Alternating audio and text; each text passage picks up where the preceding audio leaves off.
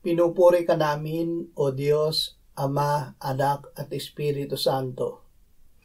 Salamat, Ama, na ibinigay mo sa amin si Jesus na iyong anak, na namatay para sa aming kasalanan, iyong muling binuhay, iniakyat at iniluklok sa iyong kanan sa langit.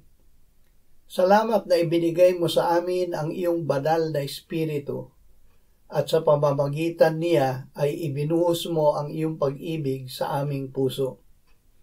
Salamat, Ama, sa iyong liwanag na nagbukas ng aming mata na makita na kami ay nasa kay Jesus at siya ay nasa amin.